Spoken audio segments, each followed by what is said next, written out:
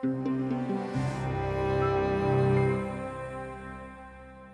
going to give you today a crash course in how to run your brain for phenomenal success. I have been extraordinarily lucky, not in my early life, but certainly in my adult life, because I am an unusual therapist. I never want to be a conventional therapist, ever. And I've always been fascinated by how the mind works. You know, I spent all my adult life studying human behavior, studying how the mind works. And when you work with people like that, you really see something extraordinary, often very good, but sometimes really how their mind works is actually to their detriment. So when I was in therapy school, I was taught what all therapists are taught. Oh my God, the mind is so complicated. It takes a lifetime to even understand it, let alone master it. And when I started working, I thought, you know what, I'm just not going to believe that, because I was so privileged in working with extraordinary people. I worked out very quickly that you need to know 3 things about your brain. And if you know what these 3 things are, and here they are, and if you understand them and put them into practice, you can have pretty much whatever you want. So I'm going to start with number 3. That is the one that therapists find the most frustrating. Your mind loves what is familiar. It doesn't really like what is unfamiliar. We're still wired as tribes people, and in a tribe, you didn't really do anything too unfamiliar that was dangerous. So the human mind likes what is familiar, and it doesn't like what is unfamiliar. Do you know how many lottery winners have lost all their money within 2 years of winning it? I met this guy. I was doing a show in Edinburgh with lottery winners who've lost everything. He won 10 million sterling, lost the whole lot in 2 years, works in a biscuit factory, makes £200 a week, and said he's happier. He didn't like that money. What was familiar to him was spending his paycheck every week, and when he got that 10 million, he got rid of the whole lot. So you got to make the familiar unfamiliar. It's not difficult. It changes your life. So I'm working on this show in England, and I'm taking celebrities who are very fat, and I'm making them thin. And of course, weight is an interesting thing. Do you know that 98% of diets fail? 2% succeed. And so some of these celebrities, we gave them everything. Dietitians, exercise machines, lose a bit of weight, and then they'd have a pizza to celebrate. After every weigh-in, they'd order ice cream. It's like, no, guys. You've got to make this new behavior familiar. You can't celebrate with Ben and Jerry's.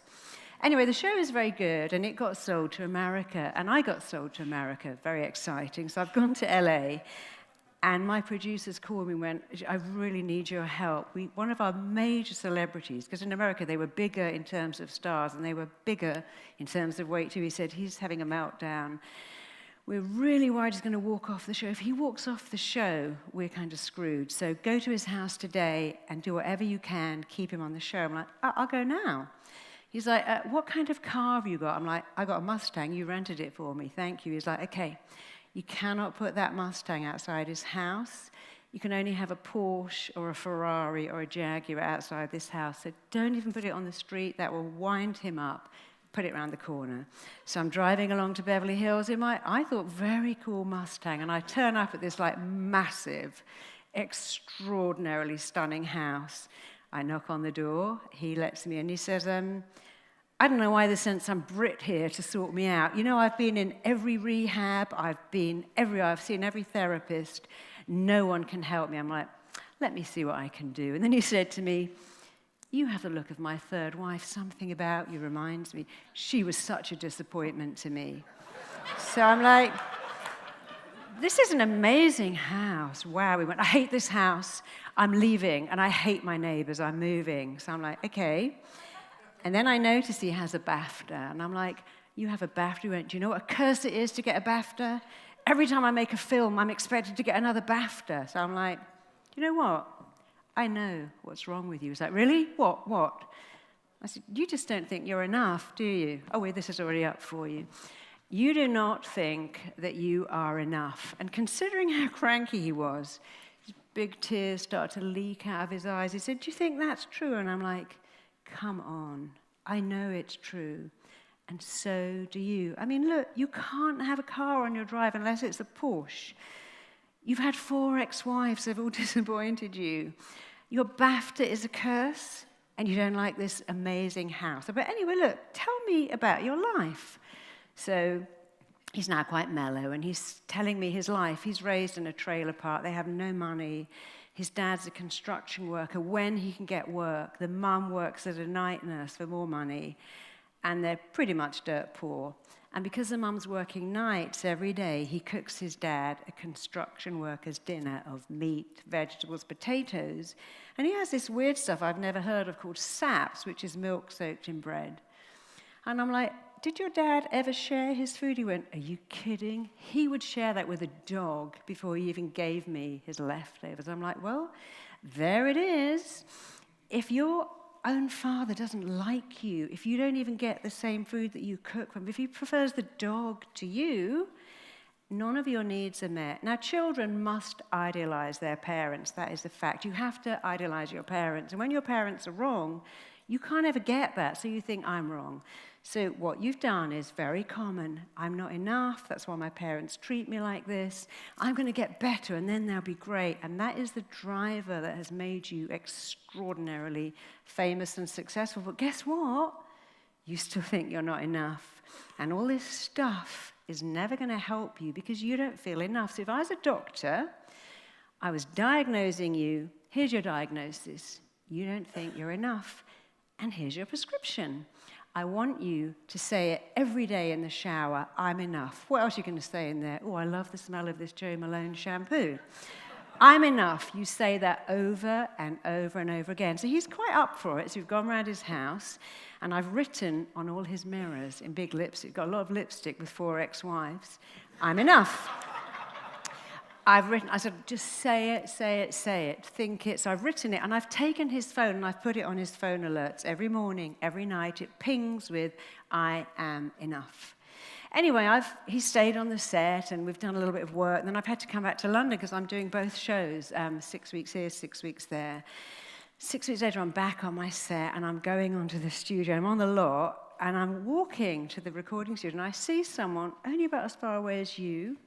And when I see him, and he sees me, he starts to undo his trousers. Then he undoes his shirt, and I'm like, is this guy really going to flash me on a lot in LA? And where is security? And then I realize it's him. And when I get closer, he went, look at me. I have lost so much weight. Look how flat my stomach is. He said, I never would have believed that those 3 words could change my life. I went, well, they do that. They changed my life. That's why I teach this stuff. He went, no, but guess what? I've sold the Porsche. He goes, I've got a Mini. Now I'm not a fat, cranky bastard. I don't need that Porsche. And guess what else? I've just started to date a hairdresser. He said, all my girlfriends have been models and actresses. He said, I'm having a normal life. He said, it's like amazing. So I stayed in touch with him. And a couple of years ago, he called me and went, guess where I am? I'm like, tell me. He said, I'm fishing in Iceland. And guess what else? I'm happy. So I've never been happy in my life. I've just got a normal life, and I'm so happy. So I'm back in England, and a psychiatrist calls me, because I do very unusual work. Occasionally, when psychiatrists can't get anywhere, they send me their clients. And this psychiatrist said, look, we've got this girl. She's tried to kill herself. She's been sectioned. I don't know what to do with her. I'm so scared she's going to jump out of a window. Can you come and see what you can do? So I'm like, sure, I've worked with him a lot. So I've gone to this hospital, and I've read her notes, and I understand what's going on. Her mother killed herself when she was young. She found her mother. She's a city trader earning 3 million sterling a year. She's a compulsive shopper, and she's just tried to jump under a train. So I've gone into her room, and I've said, do you know what's wrong with you? She went, oh, yes, I have manic depression, I'm bipolar, I'm a compulsive shopper, and I'm a hoarder. I'm like, you don't think you're enough. I said, all this other stuff. Your mum tried to kill herself, well, did kill herself, and you found her, and any child going through that would think the same thought. If I was enough, how would my mum do that? I wasn't even enough for my mum to live, or not even to kill herself, or I didn't find her. And all this shopping is just filler for the fact that you don't think you're enough. And I said, and I want to help you. She said, well, I'm going to kill myself. It's not if, it's when. I'm like, well, okay. But before you do that, how about you just have a month of saying, and they're not letting you out of here anyway, so how about just saying, I'm enough? They're not letting you near any windows, so you're going to be locked in this room for a while, but how about just doing it? So I did the same thing, took her phone, put on it, I'm enough, and it goes off every morning, every night, wrote it on her mirror, because she was so very fragile. I made her a recording. I hypnotized her, I sat next to her, and I just said in her ear over and over again, you are enough, you are enough. I made her say it back. Because she's so fragile, I start to text her every day saying, you're enough. And she starts to text me back, I am enough. And this girl had such a phenomenal transformation. She gave up her job. She started a charity for depressed people. And this TV station's got her story, and she's going to be on the TV. And they said, can you come on as well? Because you helped her. I'm okay. So I've gone on the TV. This is not about me, this show. It's about her. But at one stage, the anchorman looked at me and went, but what did you do? What did you do that no one else did? And I kind of took a bit of a breath, because I thought, oh my God, they're going to think this is really woo-woo, really LA. I went, well, I told her she was enough. I made her a recording to listen to every day. I wrote it on her hand. I wrote it on her mirror. And I waited for him to roll his eyes, and he went, oh my God, I love that. I'm going to go home, and I'm going to write that on my mirror. And I think all our viewers will love that. So I've gone home, and I have thousands of emails saying, where can I get this book called I'm Enough? It's not a book, it's a part of a book. So I'm home, and the psychiatrist around me went, oh, I saw the show. I said, what did you think? He went, oh my God, it's so depressing. I'm like, what, the mother? No, you cured that girl in an hour. I have been working with her for years. I'm like, well, why don't you do what I do? I mean, I don't understand. Every psychiatrist is taught the common denominator of all our problems is we don't feel good enough, smart enough, pretty enough, lovable enough. So when you do that psychiatrist, how do you feel today? And how did that make you feel? Which is really psychiatrist. I haven't got a clue what to do with you. So I just keep saying, and how did that make you feel? Stop doing that shit. Go straight to what's wrong with them. It doesn't matter what they feel. They don't feel enough. And then what's really interesting is I've got it going on in my house. So my daughter is an artist, and she sold, in her first showing, she sold 2/3 of all her work in one night. And then it stopped. And she went, oh, Mummy, you know, it's so hard being an artist. I just don't think I can do this anymore, because people aren't buying my work. And I'm like, well, you know, baby, you have picked a career with a lot of rejection, and you've got to learn that they're not rejecting you, because you've actually made your art really edgy and dark. It used to be really pretty, and maybe people don't like that. But let me help you out. You mustn't let rejection in. They're not rejecting you. So I've written on her mirror, I'm enough, in her bedroom, in her studio next to her, in her bathroom. She said, oh, Mum, that is so lame. I am not having that on my walls, because all my friends are going to laugh at me. And I'm like, well, you know, baby, you can take it off anytime you like. But how about just leaving it for a little while? So I've gone back to the States. I've come back. I've run upstairs. And there's my daughter painting, painting, painting, and it's still up. It's on all her walls. And I'm like, oh, you didn't take it down? She went, you know, Mum, I was going to, but all my friends went home and wrote it on their wall. And my boyfriend wrote it on his wall, and this is the link. I'll come back to this later. Here she is. And I put it on my Facebook page, and it got so many likes, so I left it up there.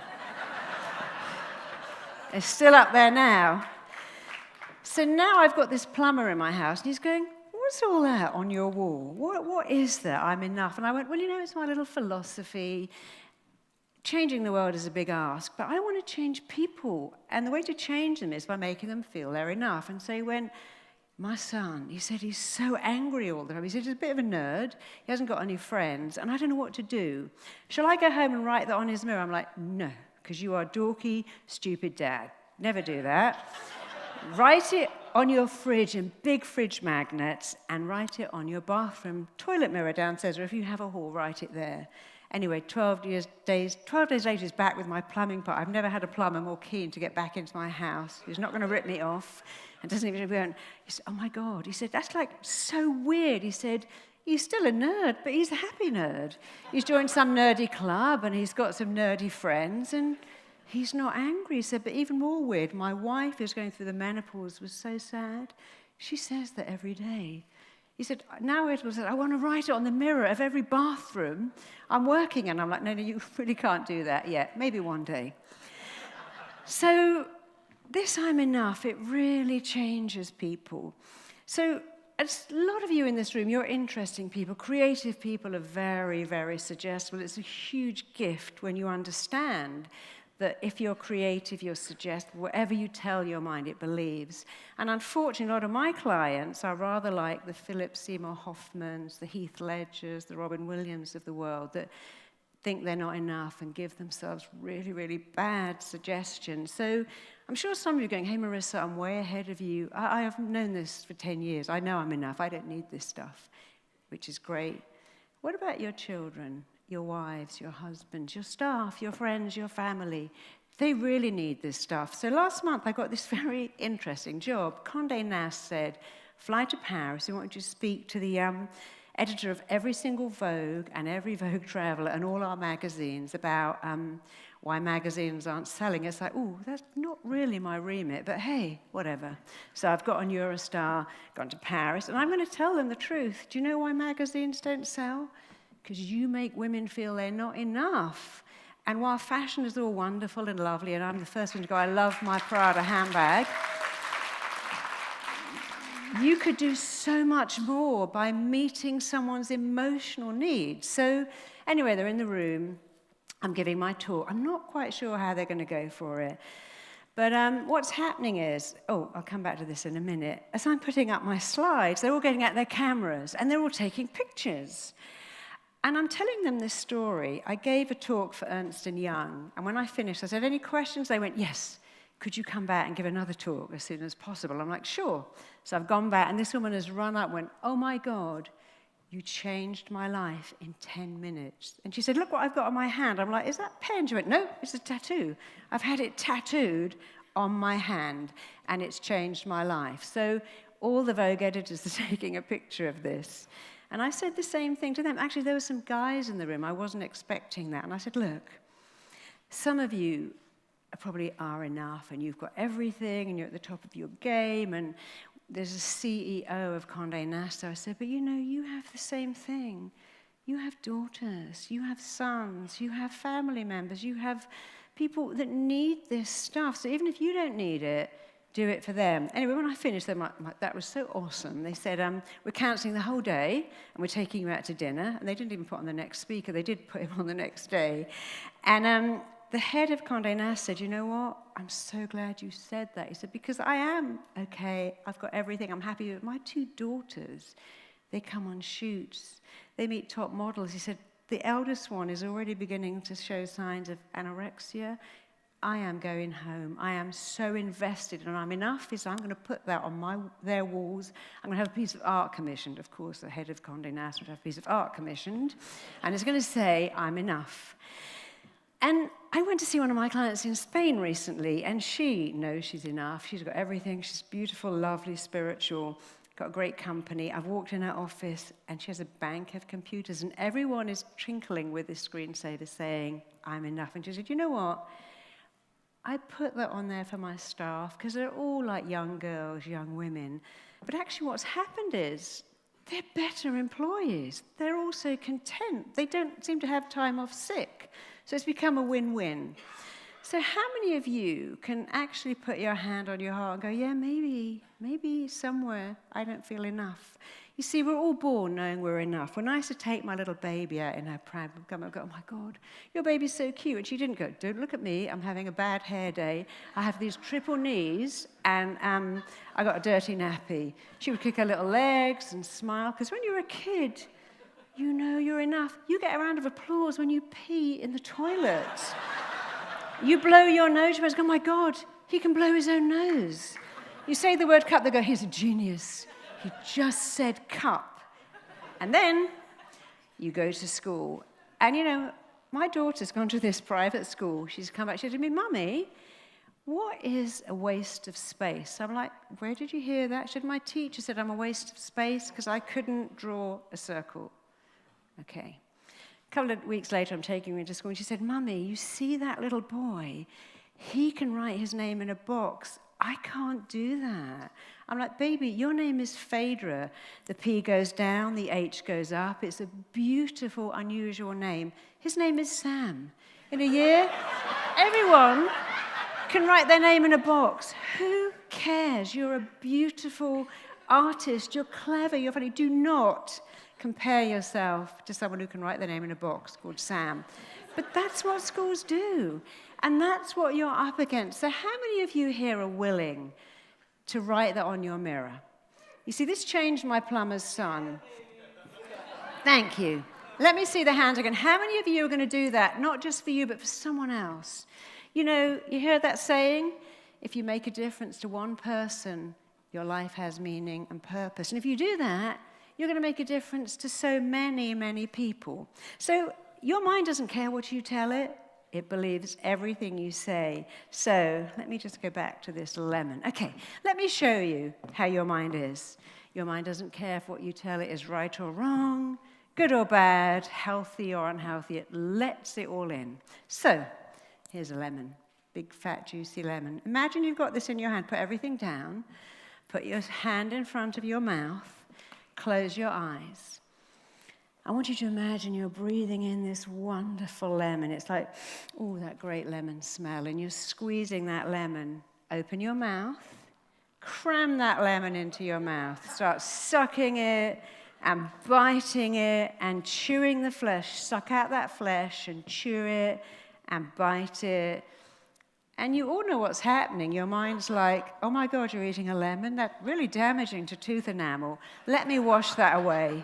And you're making saliva to a thought because your mind doesn't care. It lets in anything you tell it. So let me show you another one. Everyone stand up and everyone point their left arm at me, just like that. And all you're going to do, quick practice so you don't poke out your friend's eye, you're going to do that. That's all you're going to do. So take your arm, put it as far behind as it will go, push it to its limit, look at where it is, bring it back. Drop your arm down, close your eyes, stay where you are. And I want you to say to your arm, I'm going to repeat this in a minute, you are going to go a third further. Just tell your arm you will go a third further. See all the muscles in your arm like Play-Doh, like elastic. You're like Barbie now, or Ken. You've got a super flexible arm and it's going to go right behind you. So see it going a third further. Tell your arm to go a third further. Point your arm out at me again. Before you start, just know it is going to go a third further because you told it to and because you've seen it. Do it again and just watch as your arm goes a whole third further because you told it to. So let's do one more. Thank you. This is your mind, guys. Your mind will do what you tell it. Now that you know that, tell it great things all the time. It does what you say. You know, I work with infertility. It's not woo-woo. I have extraordinary success at women who are 40 getting pregnant because they've said when they're 17, if I get pregnant at the end of the world, oh my God, it'd be a nightmare to have a baby, and then they can't get pregnant. And I tell their body to be super fertile, to give them a perfect egg. They get pregnant, they have perfect births, because your mind does what you tell it. But when you go, that'll be a nightmare, that'll be a disaster, it goes, well, we're not going to go there. So, hands by your side, feet together, and you need to all close your eyes. This is nothing scary, it's just fun, just seeing your own power. So with your eyes closed and your feet by your side, feet together, hands, I want you to imagine right in front of your chin is the most powerful magnet. It is pulling you forwards. You are hinging forwards from the chin. That magnet is so powerful, it is pulling you, pulling you, pulling you. Your knees are locking. You really need to go up onto your tiptoes as that magnet pulls you and pulls you and pulls you forward, forward. Don't try to stop it. It's completely safe. And now, eyes closed, that magnet has gone to the back of your head, and your whole head is pulling backwards, backwards, backwards. You're leaning back, you're hinging back, your knees are locking, your toes are coming right up into the air as that magnet pulls you backwards, backwards, backwards. And now, it's gone right to the left of your left shoulder. And just like the Leaning Tower of Pisa, you are leaning. Your ear is pulled to the left. Your whole body is hinging. You're going right onto the side of your left foot as that magnet pulls you and pulls you and pulls you to the left. And open your eyes and take a seat. You see how powerful you are. Your mind does whatever you say. So I don't understand people going, oh, I'm going to fuck that up. That's not going to work. I know I'll get that wrong. That's going to be a disaster. So make the familiar unfamiliar. One of the things that I find so interesting with the familiar, these are all the things that come in all the time from I'm Enough. One of my clients, someone made her this cake. I love this. One of my clients made that for me. Isn't that fantastic? I mean, if you can tell yourself a magnet's going to pull you off your feet, well, how about telling yourself that every single day? One of my clients just made that. You can't really see it. She sent me this beautiful work of art, and it says in the middle, I'm enough. Personally, I'd have that in massive letters because it's the most important thing. But that's a lovely gift. Oh, okay, we'll go back. So one of the things that's really, really important to make familiar is praise. And one of the things to make unfamiliar is criticism. And if criticism is familiar and praise is unfamiliar, guess what happens? I might say to you, I love that talk you gave earlier, and you're going to go back, do you know, it wasn't very good? I forgot the best bit. And the other person was much better. I might say to you, I love that shirt. And you're going to go, I've had it for 5 years, got a hole in it. I got it in a second-hand shop. What are you doing? You don't like praise because it's unfamiliar, so you're rejecting it. And you are adding in criticism because that is familiar. Who here does that? Anyone here do that? Okay, you've got to stop because... Yeah, because I told you to. You've also got to stop. Creative people are massively suggestible, but you've really got to stop because, so this is the wrong way around, the major cause of depression are harsh, hurtful, critical words that you say to yourself over and over again. Scientists know this. They've known it for 10 years. I'm going to tell you that again. The major cause of depression is harsh, hurtful, critical words that you say to you. So we know that praise massively boosts your self-esteem. And guess what diminishes it? Criticism. Criticism withers people, praise builds them up. But your own praise is more effective than someone else. If I said to my PA, oh my God, you're indispensable to me, I just love you. Could you work all weekend? I have an agenda. But when you praise yourself, there's no agenda. So I'm working with this novelist. And he's really, really very, very depressed indeed. He's right on the edge. And every time I say something to him, like, oh, my dad loved that film. He goes, oh, it was terrible. The director got it all wrong. The casting agent was wrong. He cannot let him praise at all.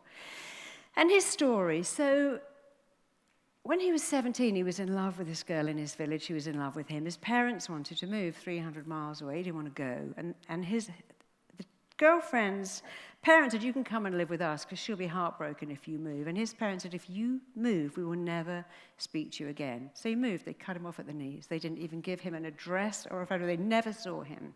He married this girl, had 3 children, hugely successful, and she died. And her parents died in an accident, and now this guy is alone and devastated. And he finds his parents, and he says to them, I'm all alone, I just need you. They're like, okay, well, look, you've done very well. Could you buy us a house? Okay, with a swimming pool? Okay. So he's bought them this amazing house, and they are the most critical, mean, withholding people who've never praised him. And his dad's died. And now he's gone into this deep depression.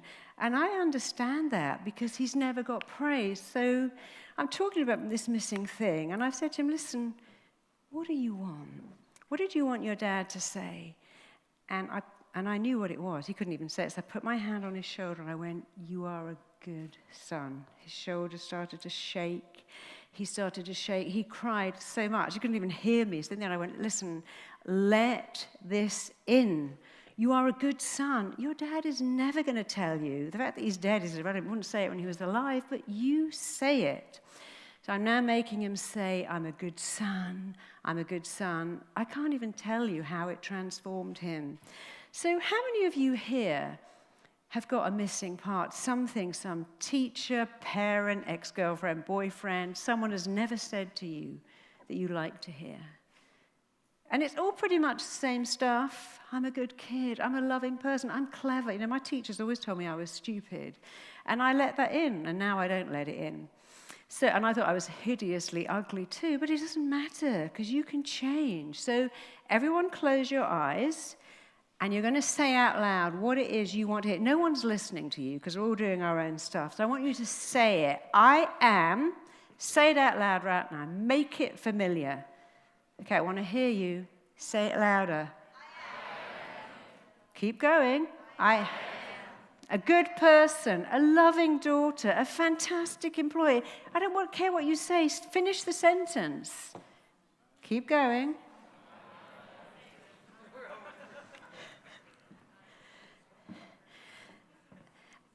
I want you to keep doing this because you're going to make the familiar unfamiliar. But now you're all going to say out loud, really loud, I am enough. I am enough. I've always been enough. And now I know that I'm enough. Everyone else knows it too. And I will always be enough. And open your eyes. So what you're doing here is you're making the familiar unfamiliar. But the other thing about the brain, which is really interesting, is that it does what it thinks you want. And you've got to be very careful telling your brain what you want. So when I'm working on the show, I'm watching these Marines, and I'm noticing that these Marines are running up a hill in pitch black with a miner's light on their head, carrying their own weight in a backpack, and they're singing. And this is how the brain works. So the Marine's running up the hill, and he's singing, and the mind's going, you seem to be running up a hill in the pouring rain with a miner's light strapped to your head through sheep shit with half your body weight in your back and you're soaking wet. And the Marine's going, yeah, bring it on. I love it. I'm singing. And the brain's like, oh, yeah, I'm getting that with the singing. You like this? Well, if you like it, I don't need to do anything.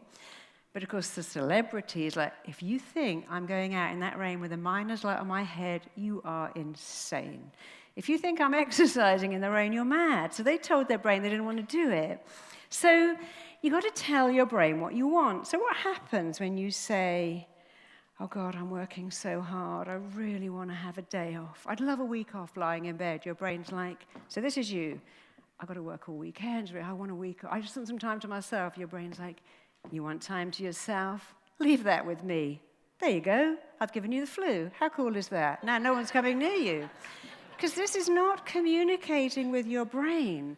So if you have your own business, you just do it a little differently. Okay, I'm working all weekend. It's kind of hard, but hey, I want my own business. I want success. I'm choosing to do this. These two words, I'm choosing to do this, and I'm choosing to feel great about it, will change your life. So you go, I'm choosing to do this. I'm choosing to work nights. I want this. I want to write my book through the night. I feel good. And your brain's like, really? Oh, really? And let me use even more important words. I'm elated writing my book all night. I'm delighted to spend weekends working. Your brain's like, yeah, I'm getting that with the words. Nothing for me to do except I can set you on fire. You're going to write through the night now because you love this stuff. Your brain doesn't care. So you've got to be very careful how you communicate with your brain. So who here isn't having great communication at having their mind understand they want to be really healthy and fit and have a great diet and not eat cake or pizza? Okay, so this is bad communication with the brain. I'll give you a quick demo. So you're in a restaurant and you go, oh my God, they have pizza. I love pizza, but I'm on a diet. And your brain goes, pizza? Oh, you got to eat the pizza. You love pizza. No, I'm on a diet. Yeah, but last time you went, oh my God, this is better than sex. Your brain's like, eat the pizza. No, I'm having salad. Your brain's like, salad? When did that ever give you intense pleasure? Eat the pizza. And now you go, now I feel really bad. I've eaten the pizza. I feel guilty. Your brain's like, have more pizza. That's why we call it comfort food. And now you go, now I feel fat. I feel guilty. I feel bad. And your brain's like, have a beer. Have some ice cream. Because what you've done is your brain does what it thinks you want. And when you go, I want pizza, but I need to be thinner. I want ice cream, but on a diet, you just crank up the desire. This is how you get it right. Really easy. Same situation. Oh, they have pizza. Yeah, it does look nice. But you know what looks really nice? Pizza looks nice, but what looks really nice is when I get on the scales every day and I'm my perfect weight, when my clothes look great. And your brain's like, no, you love pizza. Yeah, I thought I loved pizza, but actually I love being fit and healthy. Really? Really? And just so you know, I'm going to use words like, it thrills me to eat salad. It delights me to take control of my health. It makes me feel good. When I'm 95, I can eat pizza. Right now, I want to look really hot in my underwear, maybe out of my underwear too. And when I'm 95, that door is shut. So right now, I'm going to choose to be thin. I'm going to choose to feel great. And your brain goes, oh yeah, I get that. And you know what? I didn't learn any of this from a book. I learned it from my clients. I've got sent to work with this actress who's stunning, and she's not eating. And they've had to shut down the set because of what she did. So what she's done, she eats cotton wool soaked in 0-calorie squash every day, and sometimes blotting paper. That's her varied diet. Cotton wool, blotting paper, 0-calorie squash to fill up her stomach. And she can do it if she locks herself in the trailer while they're filming. But the director, apparently he's so incredibly unreasonable according to her, so he's making her rehearse, and all the food trucks have come in, and now she's smelling the food she wants to eat. So she's run into the bathroom and she started cramming toilet paper into her mouth, a lot of toilet paper, and she starts to choke, and security kicked down the door, got a really glamorous job, pull out all this toilet paper out of her mouth, and have said, now our insurance is invalidated, you can't do that anymore. So they brought me in, and she said, listen, I am not giving that up. I would rather die than be fat. I would do anything to be thin. Do you know how hard it is to eat half a toilet roll dry? Unless you tell your mind, I want to do this. So the thing with the brain is you've got to tell it what you want. I want this. I've chosen to feel great about it. Your mind does what it thinks you want. And this is not positive thinking. This is clear, precise, specific programming with your mind. When you tell it, I want this, I've chosen it, I love it, I feel great about it. Why do you think junkies can squirt heroin straight into their eyeball or inject themselves into the nipple or into their perineum? Because they say, this is fantastic. You and I wouldn't say that. Your mind doesn't care. So tell it great stuff. So the third thing about the mind, I'm going to race through this a bit. See, these are all the words we use. This is hell. This is driving me insane. Your mind responds to two things: the pictures you make in your head and the words you say to yourself. There is nothing else. And now that you know that, you can change the pictures. You can change the words. There's no hell in your supermarket. It isn't a torture to be in traffic. So when you get on a plane, what do you think? See, I'm waiting to get on a plane. I'm at the front of the queue, and this woman in front of me is crying. She's shaking. She's having and her husband's begging and pleading, please, baby, get on the plane. And the ground crew are like, okay, we've already called staff. We're now taking her bags off the plane. She cannot get on the plane like that. So I'm like, oh, my God. Now they're going to take her luggage off. We're all going to miss our slot. I've got to see this client. I've got 1.5 days to see him, and the flight's going to take her off 3 hours late. So I've said, listen, let me help you. I would have helped her anyway. I said, what's going on? And she said, well, I'm terrified of flying. She said, look at that plane. That's a flying coffin. I'm like, well, that would make anyone terrified of flying. So I said to her, what did you do last night? I knew. She said, oh, well, I did all my laundry. Why is that? Well, if I die, I don't want anyone going through my laundry basket. I'm like, do you do that when you go to the store? No, of course I don't. I'm like, no, because you don't even have a fear of flying. Do you know what you have? You have a fear of not being in control. But guess what? When you change the pictures in your head, it changes everything. So I can get you on that plane in a few minutes. And I was telling her that I took my daughter on a ride to Disneyland. I thought we were going to go round and round. We got on this thing. It went up, and then it went down. I thought my brain was going to be scrambled in my head. I can't tell you how much I hated it. And my daughter started screaming. She couldn't, so I started shouting out, oh, I love this. This is fantastic. This is amazing. My daughter's looking at me like, really? And when we went down again, she goes, Mum, did you like that? I'm like, no. But I knew that if I started going, oh my God, I hate it, I'm going to intensify the pain. And if I say I love it, my brain's confused. She goes, well, I was confused. Halfway through, I kind of started to like it. So I'm like, so I was telling this one, I said, when we get on the plane, we're going to confuse your brain. We're going to hold hands, and we're going to go, I love it. This is like being at a fun fair. So she's like, okay. And then she said to me, do you want me to lie to my brain? I'm like, hell yes. I want you to lie and cheat and steal. She's like, what? Yeah, lie to your brain, cheat fear, and steal back that phenomenal confidence you were born with as a kid. You didn't even know what fear of flying was. So lie, cheat, and steal. And then she said to me, so we got on the plane. She's lying, cheating, stealing. It's a great therapist title. Don't you think it's the title of my new book? Because I'm very unconventional. I love that. All these therapists going, oh my God, how could you call a book Lie, Cheat, and Steal? That's so disingenuous. Anyway, we got on the plane. I hold her hand. We pretend we're at the fun fair. We take off. And then she looks at me and went, oh my God, why did no one tell me how easy this is? Can it be that easy? Yes, it can. And then she said to me, well, why doesn't everyone know about this? I'm like, yeah, I'm working on that. I need a lot of help. So you guys can really help me with this thing. So let me just summarize everything we've done today, because it is not hard work, I promise you. First of all, you're going to make anything that is negative unfamiliar. You're going to make anything that is positive really, really familiar. You're going to change the pictures in your head. You're going to change the words. And you're going to tell your brain what you want. Never forget that magnet, because it's going to tell you what you want. See, you can even, when you can even hold lions once you get your brain in a different state, because you just become fearless. Anyway, that's slightly irrelevant. That wasn't even supposed to be there, but never mind.